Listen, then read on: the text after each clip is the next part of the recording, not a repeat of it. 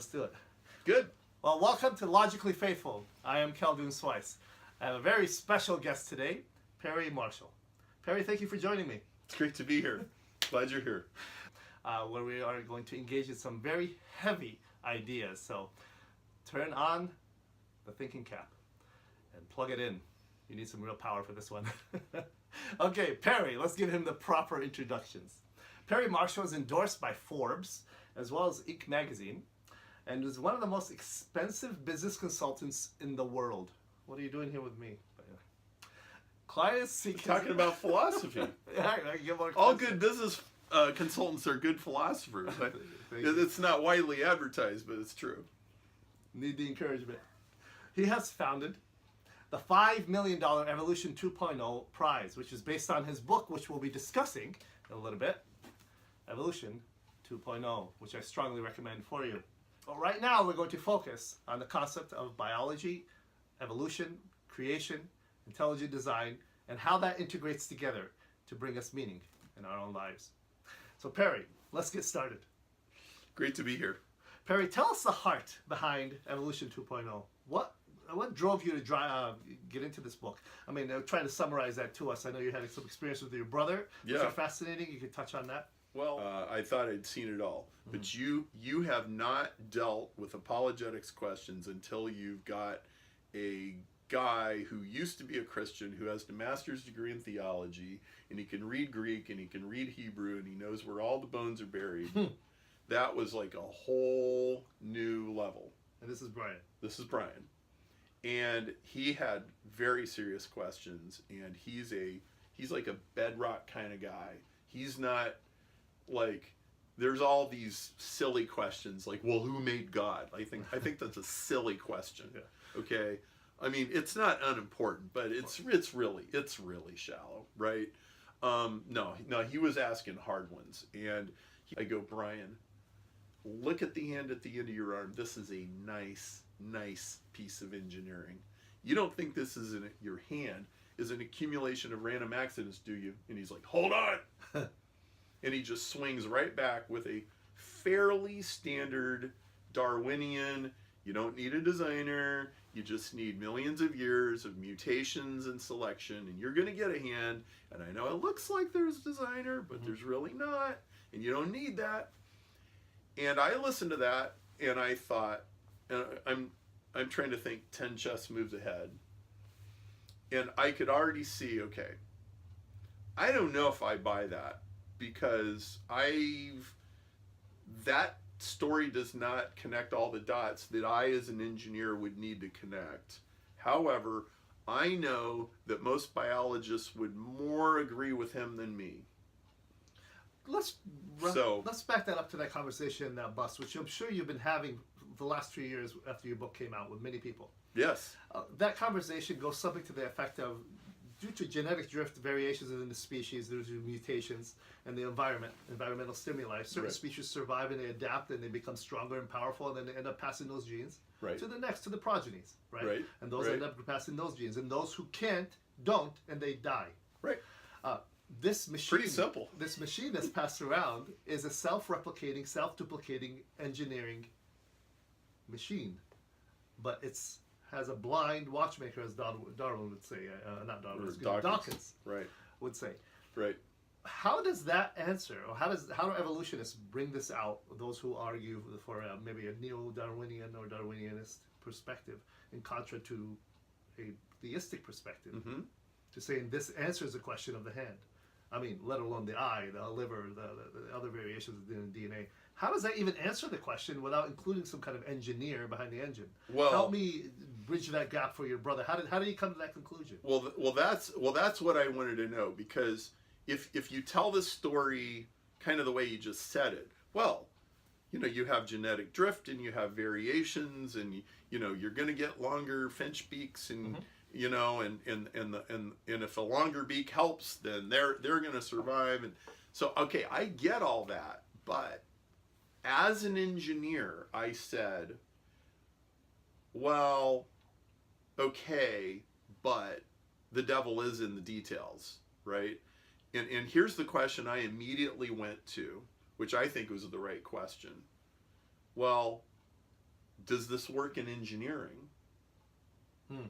Okay, so if I have a computer program, can I randomly mutate lines of code in the computer program, make millions of copies, subject it to natural selection, and get better program?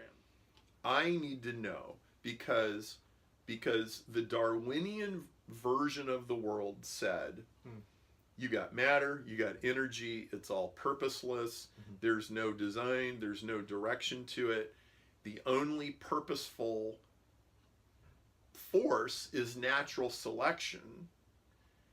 And I said, well, if I find out that's true, that is probably going to completely overturn my belief system. Because when I look at my hand, I immediately, like in a nanosecond, I think, there's design in that. It's like, I know there's a designer. I know God exists. I know, like, now, I might have all kinds of theological questions about God. It doesn't answer any of those. But I see directionality and intention in the world. And Brian's going, nope, there's not. And I said, okay, so there's got to be a whole bunch of stuff about engineering that I don't know about, because the same principles, the same laws of physics and the same laws of everything are true in engineering, biology, physics, chemistry. It's all the same set of rules. So, like, I don't know how to design robots where their hands get better and better, right? So what are we missing here? And I said, and I think this was very critical, I said, if I find out that Brian's right, I am willing to radically change my beliefs. If this makes me an atheist, so be it. I'll get in arguments with my wife. I'll probably stay home when she goes to church. But I can't ignore the truth, like whatever the truth is. When I was reading parts of Darwin's biography, one of the reasons he did not publish his theory right away, for many years he had it sitting on his desk, is because of his relationship with his wife. She was a born-again Christian. He didn't want to disturb that. I already knew very well that Nietzsche had announced the death of God in the 1800s. I knew that his God is dead speech was more of an oh crap moment than it was a triumphant announcement, because he realized that if that was true, then he was pulling the rug out from under Western civilization, and that everything was going to have to be re-engineered, okay? And I knew that the God is dead hypothesis had been absolutely disastrous in Russia, in China, but I was like, wow, what if God is still dead anyway? Like, can I deal with this? And I said, I'm going to deal with whatever I find. So come what may, you're willing Come to what accept may. the truth. It was terrifying. I was scared to death. But I just knew, like, I can't be dishonest with myself. So, like, I have to face the music. Yeah. Much later. But you went through a lot of work. Yes. Financially, existentially, emotionally, I imagine maritally. Yes. To get through this. And you came up with this conclusion that neither the, if I may, I don't want to put words in your mouth here, neither the creationist or the young earth model is right. Right. Or the traditional fundamentalist perspective on Christianity, which grew more and more at the end of the tail end of the 19th century than anywhere else. And the Darwinian naturalistic Dawkins camp of evolution, both of these are wrong. Right. They had both pounded this thing into a lifeless boiled turnip. So then, a boiled turnip.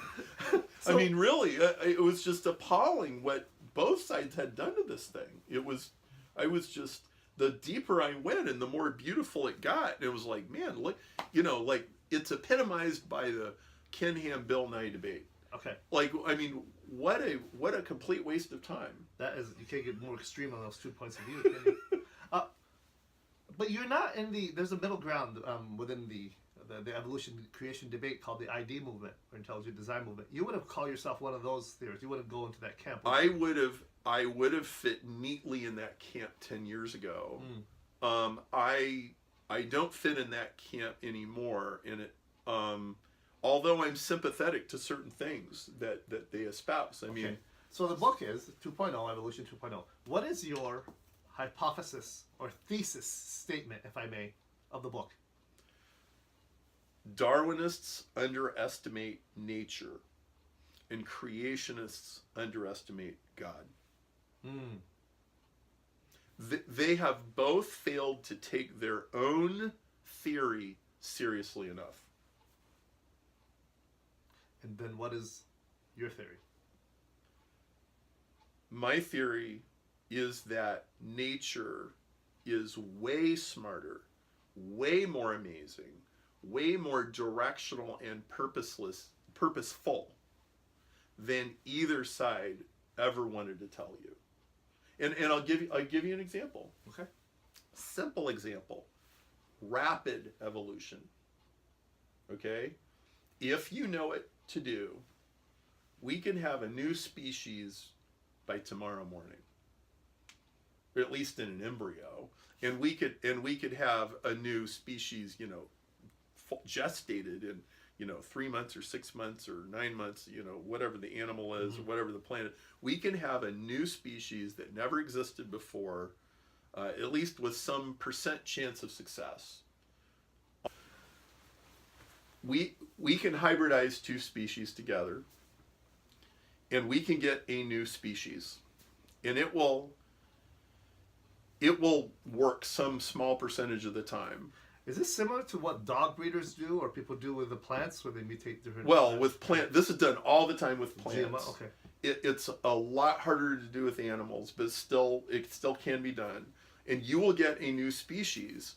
And there's more than one way to do this, but neither the Darwinists nor the Creationists are in any hurry to tell you about this.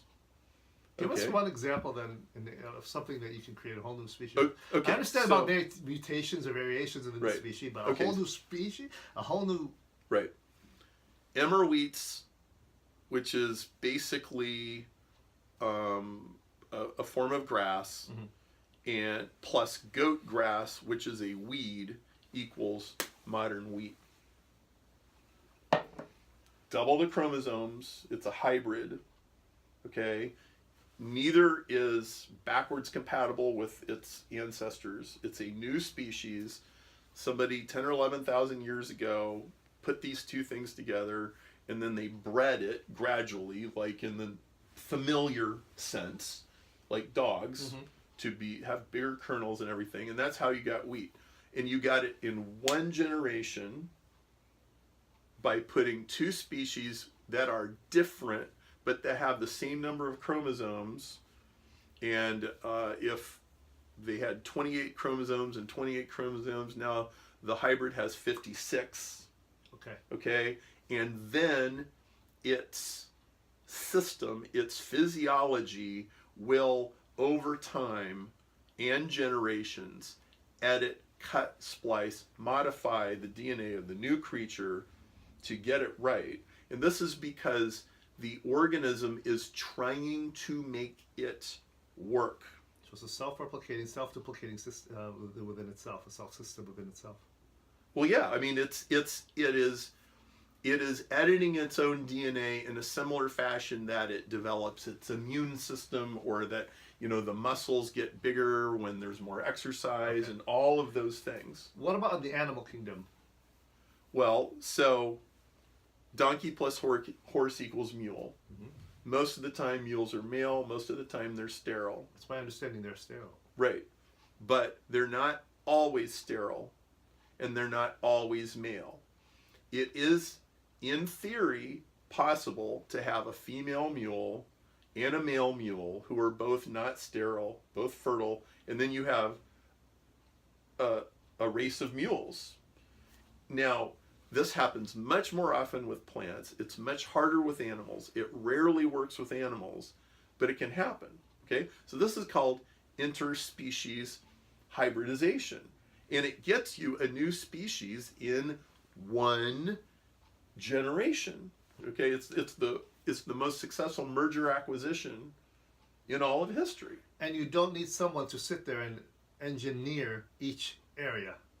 No, the organisms do the engineering. It is the most amazing thing. So when Quanzhang put these two together, they fought like cats and dogs for 18 months. And most of them got killed. But 18 months in, he found that some of them, the amoeba had swallowed the bacteria. The bacteria were living inside. The bacteria had discarded DNA and functions that were redundant. The amoeba had discarded functions and DNA that were redundant. And when he split them apart, they both died. And that's the definition of a symbiosis, is both sides are necessary. Be like, oh, I take a big chainsaw and I cut the Starbucks out of the Marriott. So, readers, if you're following me here, we're talking about the distinction between the evolutionary hypothesis, the Darwinian model, which says no engineer is necessary. This is a completely blind process itself. And the other model that says God is intricately connected and aware of or moving or processing each part of creation. And Perry, you're saying here that neither of these hypotheses are true. They're somewhere in the middle. Well, they're not necessary. So the randomless, purposeless part is clearly not the case, and we can go there. And then oh well, do I need God to constantly be messing with this? Well, maybe we should just get into that at some point in this conversation, because that's a more complicated question. It is, yeah. Because if God is the creator, sustainer of all the universe, I always held to the hypothesis that nothing occurs by chance. That's why when people tell me good luck, I say, well, I really don't believe in luck. Not in a theistic universe. Right. It's not possible, even logically speaking, for just luck to happen. Unless God sets up the situation in such a way where these variations just kind of pop up in and out within my life, or circumstances pop up within my life, which I don't agree with. I don't think you believe that in the genetic model, do you? Well, so let me borrow an idea from my entrepreneurial business consulting world. Pull Starbucks on us. Yeah, I'm going to pull another Starbucks on you. Okay, so Ray Kroc started McDonald's. Okay, everybody in business, one of the creators, anyway. Of course, and we'll give the credit to the McDonald brothers and stuff. But what all business people respect about Ray Kroc is he's not dunking the French fries. You know, the French fries are still getting served, and he's been dead for a really long time, right? And B, you could hire any 16-year-old kid from the ghetto, and they'll be dunking the French fries in 15 minutes, and they'll be doing it perfectly, right? And the fries are in the bag, and they're tasty, and they're the right temperature, and they're the right crispiness. Mm-hmm. They have the thing down to a system, okay? So, that's what a good franchise or a chain, that's exactly how it is. They mechanize everything, and then you just hire the 16-year-olds, right? And the thing runs itself. Okay, that is a way, from an entrepreneurial point of view, from a Wall Street point of view, that is a way better business than the boutique restaurant owner who's also a chef, and he works 14 hours a day, and he's washing dishes, and he's messing with the salmon, and he's messing with the salad, right? Which is the better business, right? The McDonald's that runs like a well-oiled machine, okay? You have a lot more respect for Ray Kroc as a business leader if he's not dunking the French fries, okay? When I say creationists underestimate God, creationists have God dunking the French fries, okay? When nature is perfectly capable of doing this herself because it's been set in motion in the right way. Now let's just take it even a step further. What happens if Ray Kroc also hires a CEO, a president, and a board of directors that will adjust McDonald's as the markets change? And not only will McDonald's run as a machine on its own, but McDonald's will also evolve with changing times on its own. Because he has the right values, he has the right constitution, the right corporate, policies and everything. Okay, as women come into the workforce, or as new technologies come along, or as television develops, or as the internet develops, we're going to have prizes in the Happy Meals that you can redeem on the internet on your iPhone or something, right? the whole thing evolves. It's like as a entrepreneur, as a CEO, or an investor wants to invest in a company that can evolve because it's innately capable of doing it. Okay. So you have the classic and brilliant silent investor. Yeah. Who relies on his residual income to grow itself. Right. Yeah. And the whole economy relies on that. You want people to put their pension money in businesses that will adapt. Okay, let me focus a little bit on understand the science part of it again, because I want to get in some scripture on this as well, Yeah. which deals with some of the problems on exegesis, on Genesis, historical, metaphorical, etc. The current scientific establishment that we are in now, the Royal Society, which I believe you attended. Yes. Yeah. That's a whole conversation. There's a general consensus that the general theory of Darwinian evolution is the main game in town. This is how it works, right? But now, if this is the process, then everything else within that could be debated in the process of how mutations actually work. Universal common ancestor. Almost agreed upon across the board, right? Whether you're a geneticist or somebody who's dealing with anthropology, right? Right. Is there any serious disagreement among scholars? I'm not talking about the fringe, among scholars in general about the consensus on evolution. Serious disagreement. When I say serious disagreement, like for example, global warming debate. Right. I mean, there's a few people, you have a few hundred who cited a waiver saying no, global warming is not as man-made as you think it is. Right. Although, in percentage-wise, these scientists, although they may be reputable and very well-versed and well-established from good Ivy League schools, they don't make up the majority of the scientists who do think it is a problem for our culture. Right. Is it a similar issue with evolution? Well, so like you do have people like Craig Venter, who's a brilliant genetic engineer, and he built like re-engineered bacteria and all this stuff. He questions common ancestry. He thinks life may have emerged multiple times, and he's got reasons for thinking that. Vast majority of scientists believe in common descent. Now, I was talking to a friend of mine who was fairly traditional creationist, and I had to stop and explain to him there's a reason why a scientist would inherently prefer common ancestry over multiple instances of creation events. For you who are listening here, common ancestry, we're talking about the Darwinian tree. Right. From the branches, Right. A minority of a group of cells come together and they grow and they end up variations in their species end up branching out, if I may, into other subcategories and subspecies, where you have the thousands of other species within that species, right? Right. Within each one individual species. That root is called the UCA, Universal Common Ancestor of All Life. Right. There's variations within that. But Yes. that is something, do you find to be scientifically sound? I think it is. So there's still lots of gaps in that theory that have to be filled. Of course. Let's be very upfront about that. However, I prefer that view. Like that would be my hypothesis because it's elegant. And is the evidence pointing to that? Well, I think there's a good deal of evidence to support it. Now, we could talk about the evidence for and against however you want to. Yeah, But in order to properly, just backing up a step, in order to properly address the question in the first place, we have to acknowledge what is really going on just in those two examples I gave you, the hybridization that gave us wheat, or the symbiogenesis that gave us chloroplasts, or with the amoebas. There is an unbelievable level of self-engineering that the organism is doing, which if Microsoft had that kind of technology, their stock would go up 100x tomorrow. Okay? If Microsoft knew what one bacterium knows, the whole technological landscape would change in a heartbeat. Okay?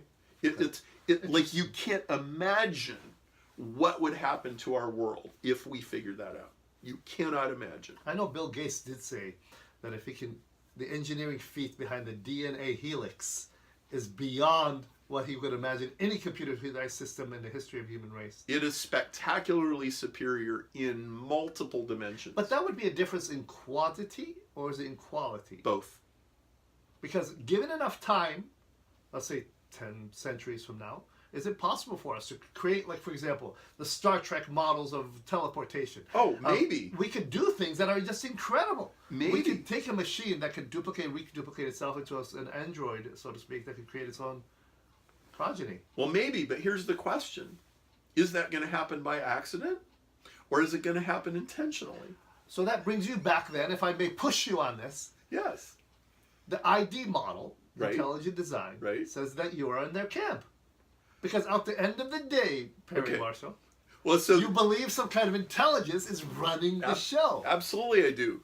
So here's... By the way, I read a review by Cohen from the University of Chicago about your book, Evolution 2.0. Oh, Jerry Coyne, my friend. I just was shocked. He said, I didn't read the book. However, he goes on for about 15 pages about how bad your arguments are. Is this elementary philosophy here? I mean, seriously. If you pay $60,000 a year to send your kid to the University of Chicago, you may get a professor that reviews books he didn't even read. And he admits it in the beginning. And admits it. Like, Okay, so go back to my... I don't get it. Okay. Maybe you have your reasons, sir, but... go back. So you are not in the ID camp. Well, maybe you may be ideologically, but so you don't let want to me- be in that camp. But let why? me let me make a distinction. Yeah. Intelligent design, lowercase I, lowercase d, which is the broad hypothesis that the universe is divinely ordered. Okay. Okay? I'm being very philosophical almost. Like, the universe is divinely ordered. Okay? And it's like, in other words, there was a Ray Kroc in there somewhere. Okay? And it took an intentional act, but capital I, capital D intelligent design is Discovery Institute, Seattle, Washington, where what they mean by that is very fuzzy, and in practical political reality is half of them are some flavor of creationists, and they believe that God divinely stepped in and made zebras, made mankind, made whatever. And it's really, for the most part, old earth creationism, which also includes some young earth creationism. And I don't accept that version because I think the single ancestor model is much more elegant and parsimonious than God showing up and showing up and showing up and introducing things. And so God stepped in and miraculously created the Cambrian explosion, and God stepped in and miraculously made man, which is usually the sticking point. It's really about human identity. I have a different way of conceptualizing this, and frankly, think about it. Which is more impressive? A God who can start the thing and it can unfold on its own, or a God who has to keep showing up and showing up and showing up, making course corrections, making improvements, making additions? I think the former is more elegant. It requires a more impressive, more knowledgeable, greater foresight on the part of a creator. And it gives a scientist more to discover. Okay. I think God made the universe optimized for maximum discoverability. Is this with Newton's phrase, thinking God's thoughts after him? Yes. Looking at the book of creation, not that he made it, but my fascination as a scientist is how he did it. Yes. A couple other questions about science. Okay, so the Discovery Institute's one of the main Discovery Institute speakers is Michael Behe, who's a biologist himself at the top of his field. However, has been rejected by his own department and many within the scientific sphere, mainly because of his theistic perspectives, not necessarily his science. Although, like Cohen did, they would dismiss the science because of the perspective, which is sad. But Right. this is the reality we live in. That's the state of the. Now, I'm not asking about Michael Behe's as a person, as a Catholic, as a man. I'm asking about his science. Yeah. Irreducible complexity. Michael Behe argues that certain things within science, within the Darwin's black box, which is in the what do they call it? The cell, right? Within the very cell itself are irreducibly complex. And he uses the example of the mousetrap. Mm-hmm. Do you find this to be a valuable perspective? So let me rephrase the question. Mm-hmm. Mm-hmm. Do you accept irreducible complexity as articulated by Michael Behe in Darwin's black box? So, irreducible complexity, anybody who's an engineer knows very, very well that many things are irreducibly complex, and he is right about that. Therefore, he argues, the Darwinian model cannot work. Okay, so that's where you get to the fact that the Darwinian model is obsolete in evolution. Okay, so I merge X bacteria with amoeba, and they go together and they do all this stuff. Most of what those cells are doing is irreducibly complex. They are epigenetically switching entire networks of genes on and off. They are deleting this gene, and this gene. They're taking this other gene, moving it from here to here. It's like you sitting there editing a Microsoft Word document. You editing a Microsoft Word document is irreducibly complex. You editing a video is irreducibly complex. You have your video editor, and you go, well, I'm going to take that part, I'm going to move it here to here, I'm going to chop out this part. All of those operations. If I may defend him, as a philosopher, I may fail here because I'm not a biologist or the son of one. But I need my eyes, I need my computer, I need the video editing software to do this. These things are assumed before I even begin. So the cell, it needs the bacterial flagellum. It needs the basic structure of its core in order for it to even start. It needs the engine. Okay. And I agree. These things, but separately, don't work. They need to be all together. And so my prize is a search for something that might be irreducibly complex. So we can get to that in a second. But there's a really important distinction that I want to make. I'm glad you brought up Behe, okay? Because he's right. There's all kinds of things in biology that are irreducibly complex. And he came out with a new book recently arguing about more of that. Yeah. But Michael does not give adequate coverage to the irreducibly complex operations that cells make.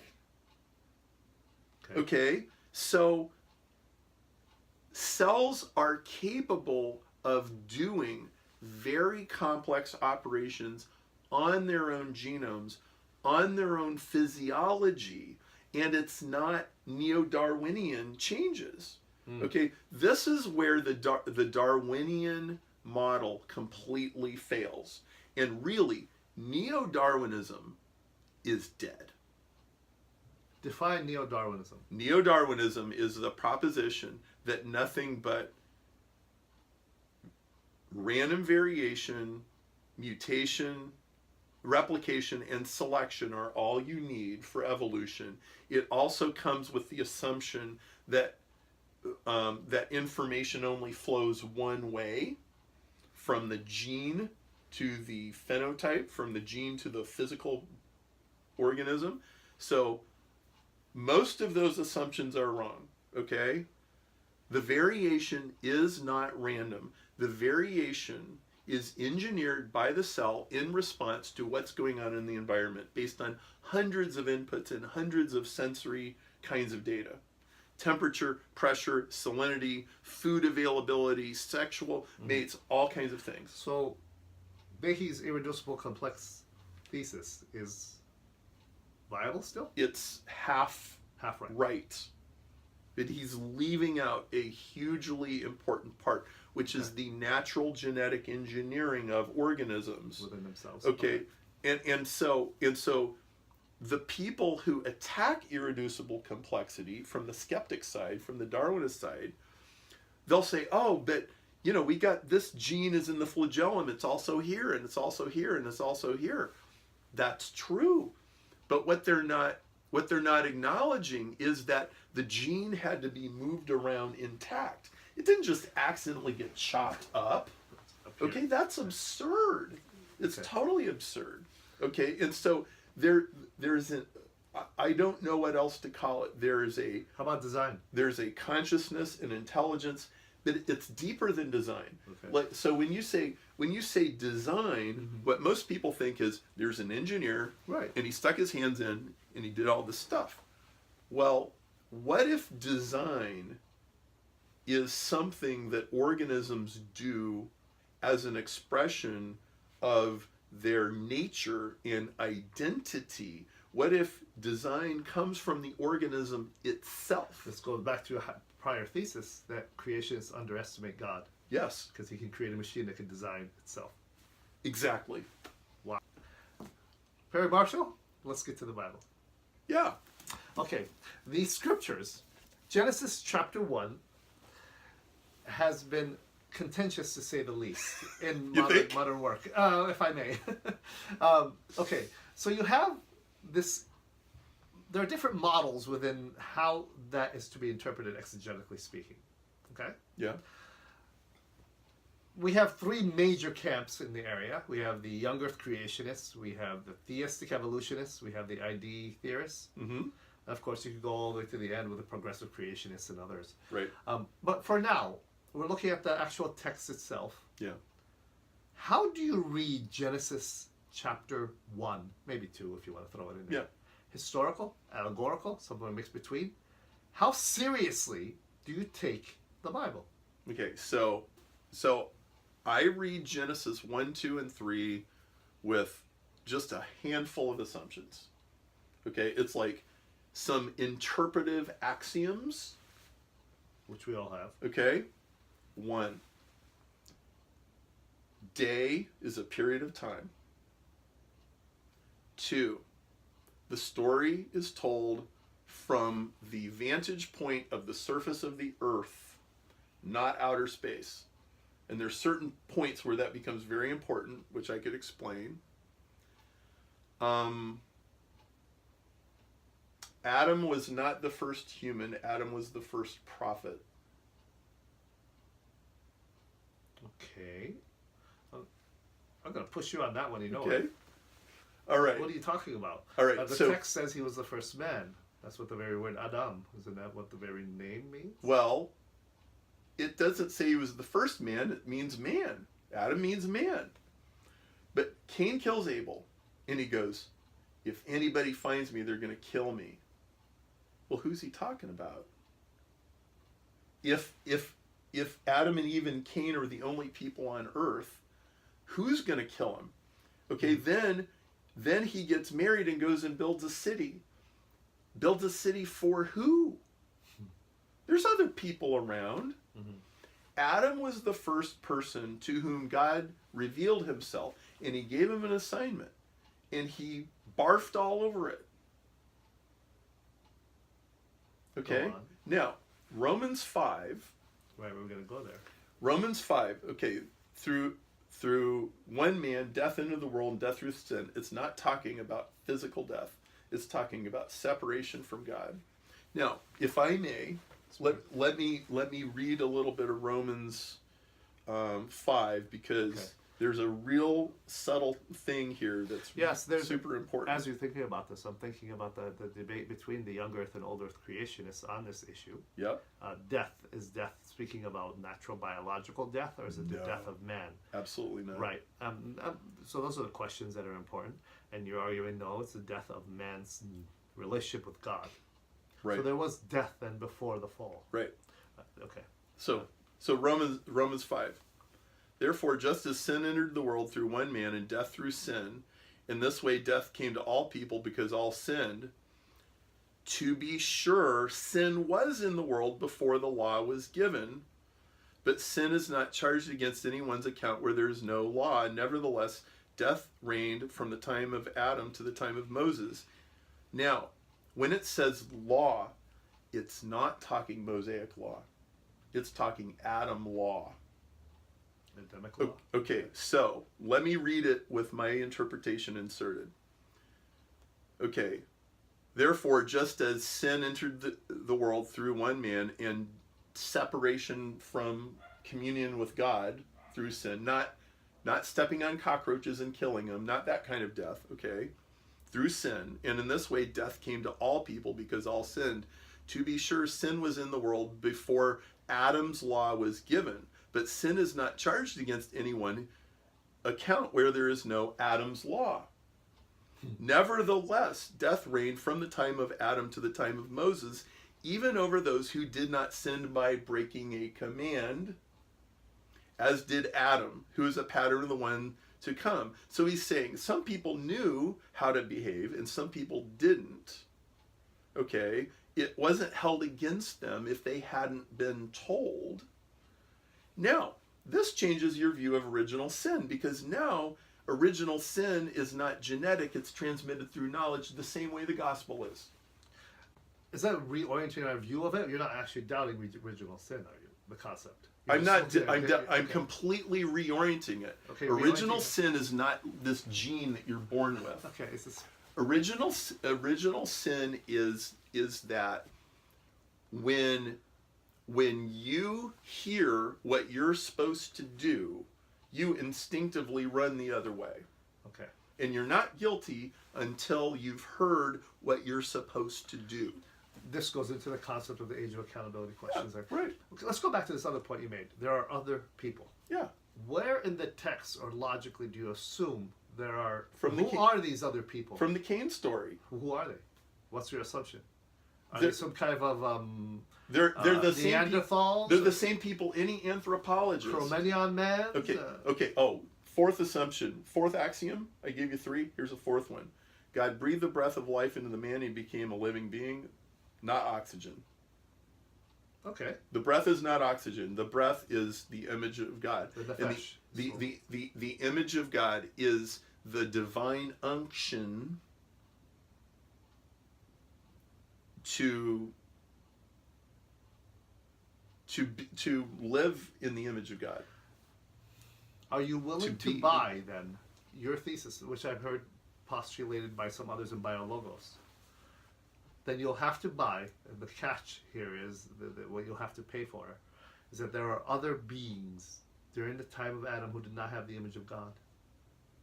Yeah, and that is a question that I can't like clearly this is something parse. you're working through, yes, still. Yeah, like that's one question I don't have a clear answer Dawkins for. was mocking, I think was one of the our Canterbury Bishop of Canterbury.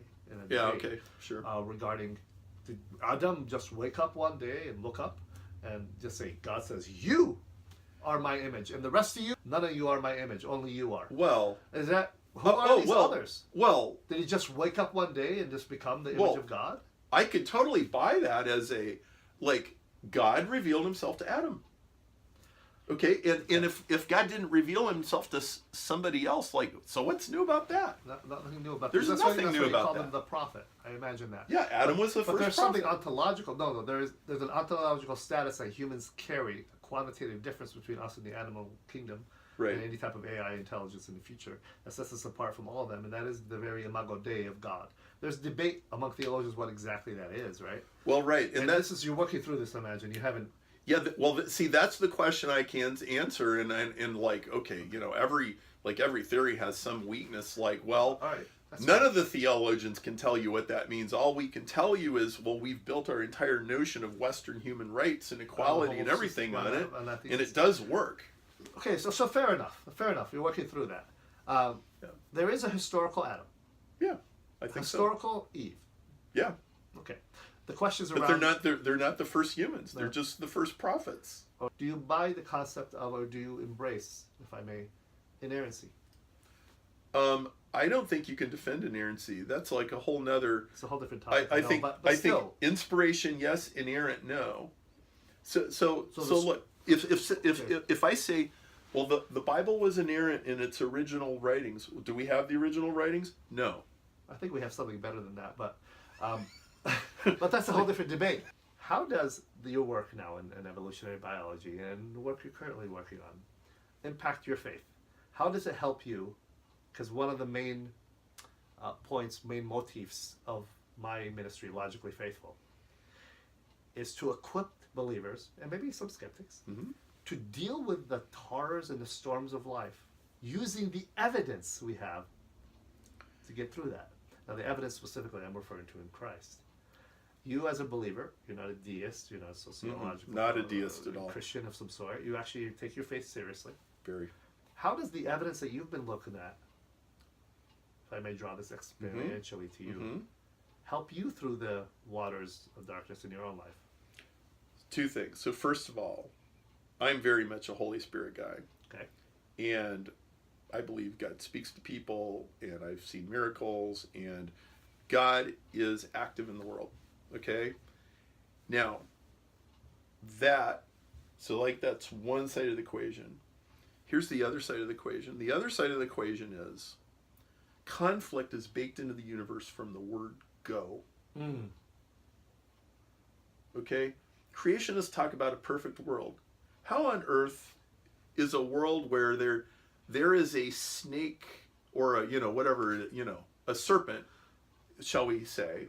There is a serpent in this garden that is worse, far worse than any child molester that you could ever imagine. He's right there. From the word go. And God doesn't even really explain that. Okay? Conflict is baked in from the word go. And Christians have failed to take this seriously. Well, we're going to have an argument about, there was no death before the fall. There was Satan. Woohoo! Hello? Like, Satan is way worse than death if you have any kind of normal Christian theology. Like, Christians they do not take, yes, the universe is a conflict-ridden place, and it's the only way to have free will. It's the only way to have love. Like, that whole free will argument about evil, it goes way deeper than the apologists. So we have plenty of evidence of a divinely ordered universe. But what we desire is immortality and resurrection. Where did we get that idea? Where did we get that idea? We didn't get it from anything resembling Darwin. It's like, so speaking to the Christian skeptic who's struggling with, because your wife has cancer or doubt, or the non-Christian skeptic, whatever. So where do we get this idea of immortality and resurrection, and why is that theme found in almost every movie and every book and every novel? There's always a redemption somewhere. A strong longing for something more, right? Something peace. Something it's like, well, if you're thirsty, maybe there's water somewhere. And that water comes from the Holy Spirit. Wow. Perry Marshall, thank you. Thank you. It's been a pleasure. It's fun. Yes, it was. Quite a ride.